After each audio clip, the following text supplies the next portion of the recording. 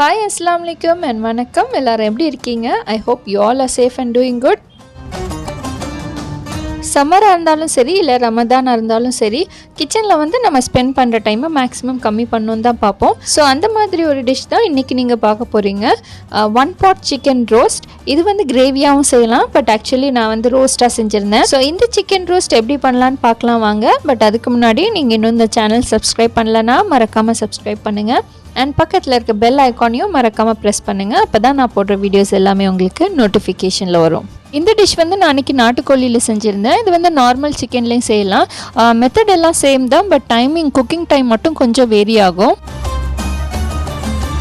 இங்கே பார்த்தீங்கன்னா நான் சிக்கன் வந்து வாஷ் பண்ணி வச்சுருக்கேன். இது வந்து 1 kg விட கொஞ்சம் கம்மியாக தான் இருக்கும். இந்த டிஷ் வந்து நம்ம அந்த மண்சட்டியில் செஞ்சோன்னா இன்னுமே டேஸ்ட் வந்து ரொம்ப நல்லாயிருக்கும். இப்போ இந்த சிக்கன் கூட நான் எல்லா இன்க்ரீடியன்ஸுமே வந்து நான் ராவாக தான் ஆட் பண்ண போகிறேன். ராவாக ஆட் பண்ணிவிட்டு எல்லாம் கையால் நல்லா மிக்ஸ் பண்ணிவிட்டு ஃபைனலாக நம்ம தம் பண்ணோம். அவ்வளோதான் அந்த சிக்கன் ரோஸ்ட்டோட ப்ரொசீஜர். இப்போ என்னென்ன இன்க்ரீடியன்ஸ் ஆட் பண்ணணும்னு சொல்லிட்டு பார்த்துடலாம்.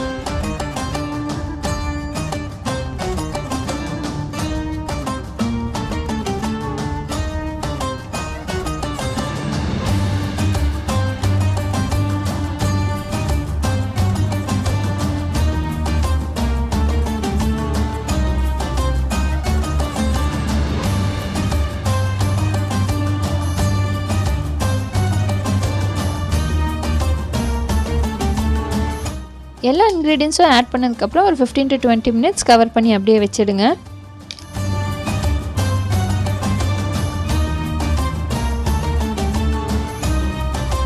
மினிட்ஸ் ஆயிடுச்சு. இப்போ அப்படியே எடுத்து நம்ம ஸ்டவ்வில் வைக்கணும், அவ்வளோதான். இன்க்ரீடியன்ஸ் ஆட் பண்ணுற டைமில் நான் எண்ணெய் ஆட் பண்ண மிஸ் பண்ணிட்டேன். ஸோ நான் இப்போ எண்ணெய் ஆட் பண்ணுறேன். ஒரு 2 to 3 tablespoon அளவுக்கு நல்லெண்ணெய் ஆட் பண்ணுறேன்.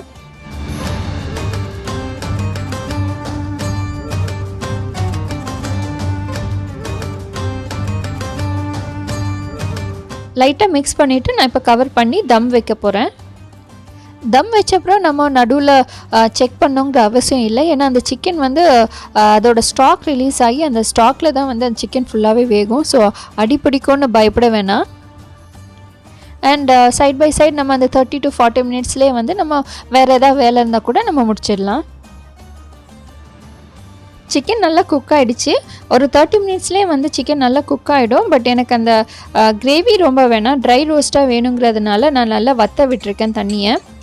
இந்த டிஷ்க்கு நம்ம தண்ணியை ஆட் பண்ணல, பட் எவ்வளோ தண்ணி இருக்குதுன்னு பாருங்கள். அந்த சிக்கனில் இருக்க தண்ணி நல்லா ரிலீஸ் ஆகி அந்த தண்ணியில் தான் அந்த சிக்கன் நல்லா வேகும்.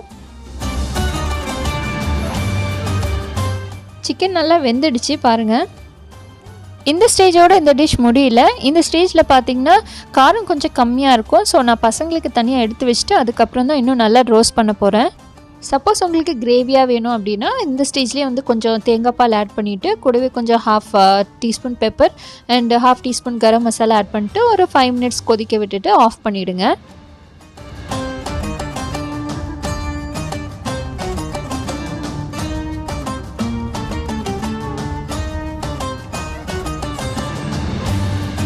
பட் நான் ட்ரை ரோஸ்ட் பண்ணுறதுனால அந்த ஸ்டாக் ஃபுல்லாகவே வற்ற விட்டுட்டேன்.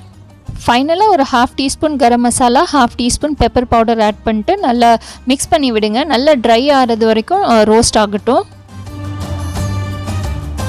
இப்போ சிக்கன் நல்லா ரோஸ்ட் ஆகிடுச்சு. இந்த சிக்கன் ரோஸ்ட் வந்து நம்ம நார்மலாக செய்கிற சிக்கன் ரோஸ்ட் மாதிரி தான் இருக்கும். பட் என்னென்னா நம்ம அந்த வெஜிடபிள்ஸ்லாம் ராவாக ஆட் பண்ணனால அந்த ஒரு ரா டேஸ்ட் வந்து கண்டிப்பாக இருக்கும். பட் இதுவும் கொஞ்சம் டிஃப்ரெண்ட்டாக தான் இருக்கும். ஸோ கண்டிப்பாக நீங்களும் ட்ரை பண்ணி பாருங்கள். ட்ரை பண்ணிவிட்டு உங்கள் கமெண்ட்டை சொல்லுங்கள். 1 pot chicken dry roast ready ஆகிடுச்சு.